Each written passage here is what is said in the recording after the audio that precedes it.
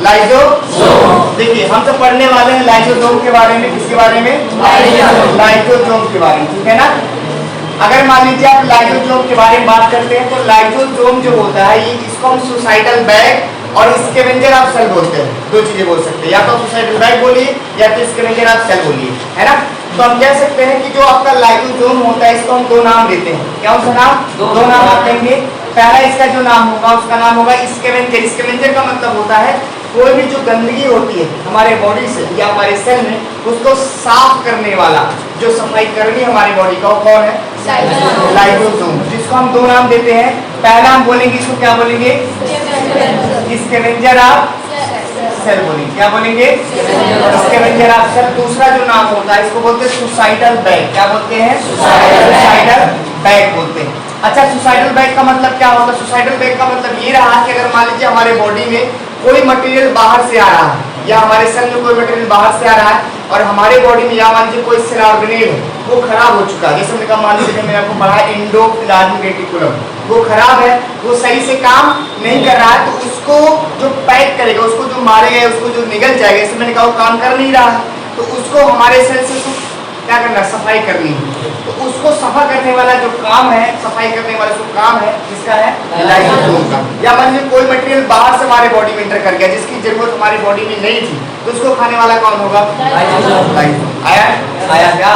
तो हम बोलेंगे क्यों कहते हैं, इसका रीजन क्या बताएंगे? Because what? Because it can what? It can engulf. Engulf मतलब निगल लेता है। Engulf intercellular, because it can engulf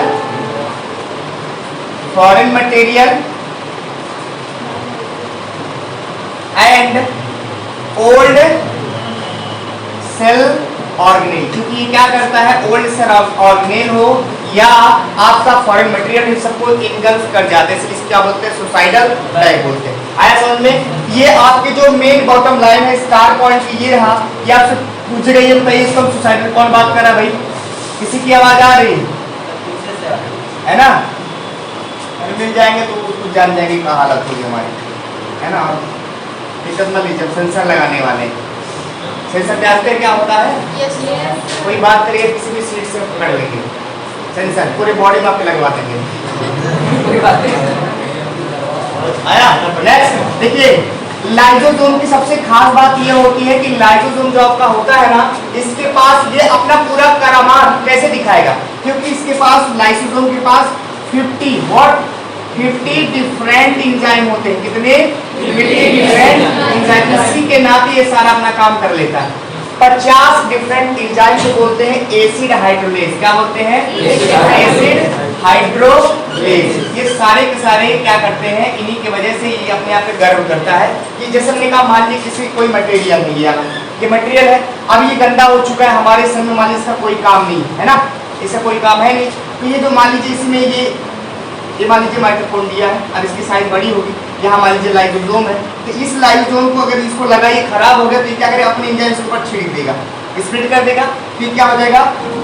जब एंजाइम इसके ऊपर स्प्रेड होगा तो ये क्या पूरा गल जाएगा। उसके बाद ये जब छोटा हो जाएगा तो ये खा जाएगा, इंगल्फ कर लेगा। ऐसा नहीं। तो एंजाइम की मदद से लाइसोसोम अब 50 की होती है क्योंकि अलग अलग को मारने के लिए अलग अलग एंजाइम का यूज करेगा। आया क्या? Yes sir. बोला?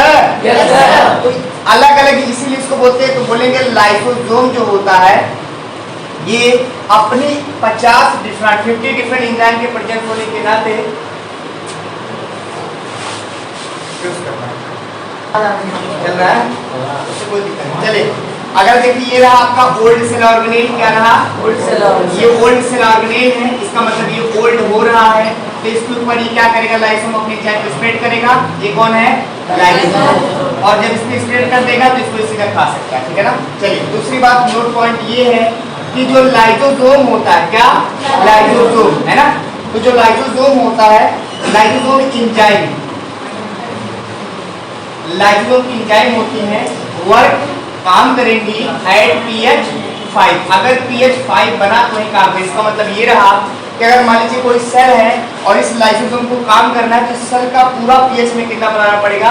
5। तो आपसे पूछेगा, बताइए कि अगर किसी सेल का pH 3 हो चुका है तो क्या इसकी एंजाइम काम करेंगे?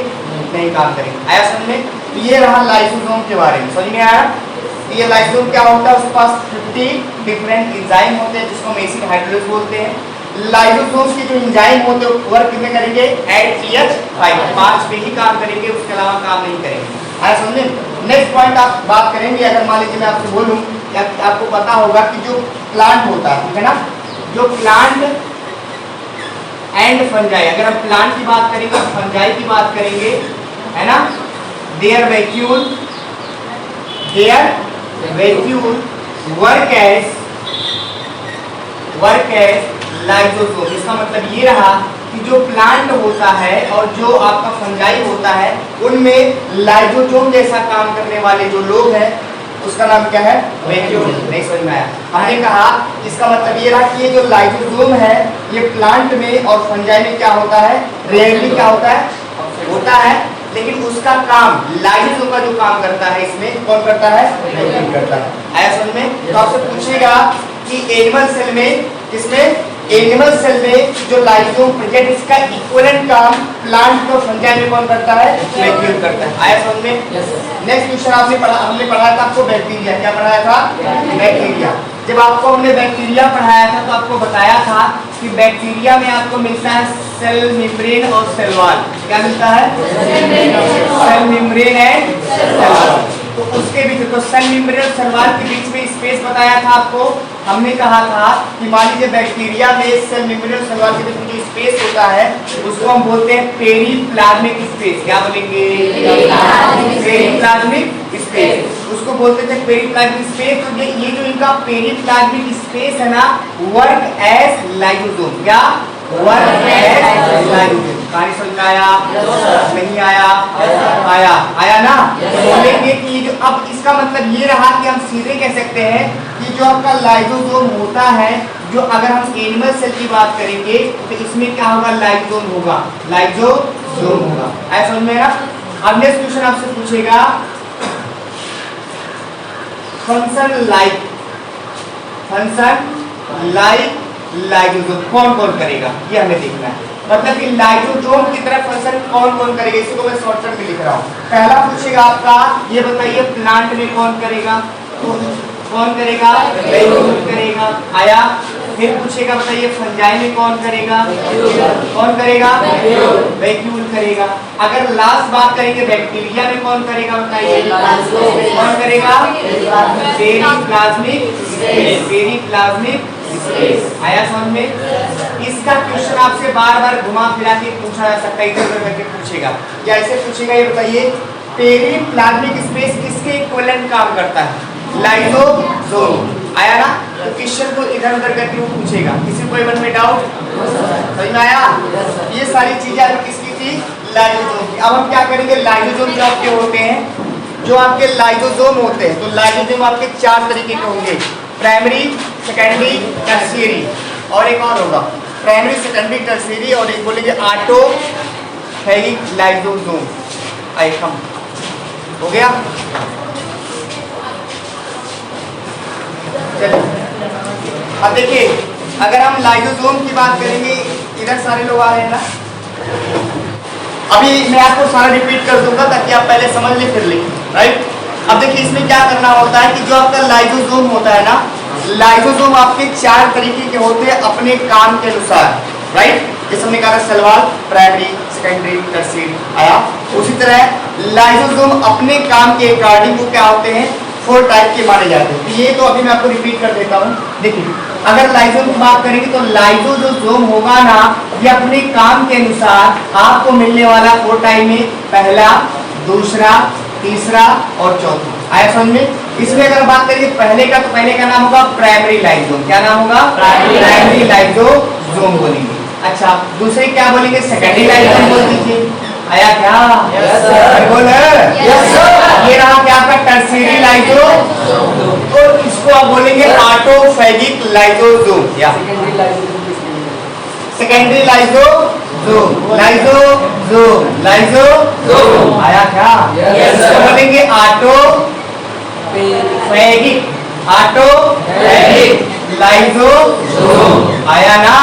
सेकेंडरी को आप हेट्रोफैगोसोम बोलते हैं। क्या बोलते हैं? हेट्रोफैगोसोम। अरे आ रहा नहीं आ रहा होगा इसमें। चलिए नोट पॉइंट में याद रखेंगे आप। जैसे मान लीजिए सेकेंडरी लाइसोसोम कभी कभी कह देता है, ये बताइए सेकेंडरी लाइसोसोम को हम क्या कहते हैं? तो आप बोलेंगे कि भाई साहब अगर आप सेकेंडरी लाइसोसोम की बात करेंगे तो इसको हम बोलते हैं हेटेरोफैगोसोम। क्या बोलेंगे? हेटेरोफैगोसोम बोलेंगे। अगर आपसे पूछे टर्शियरी तो इसको बोलते हैं रेसिडुअल बॉडी। क्या बोलते हैं? Residual body. आता नहीं है लेकिन आपको याद रखना है। Secondary lysosome also known as heterophagosome. आया समझ में? अब देखिए यहाँ से मैंने जो भी चीज आपको पढ़ाया फिर से मैं रिपीट कर देता हूँ ताकि आपको समझ में आ जाए। देखिए अगर आप लाइसोसोम की बात करेंगे इसकी ये दो नामों से जाना जाता है। पहला नाम होता है स्कैवेंजर ऑफ सेल, दूसरा नाम होता है सुसाइडल डाइट। आया?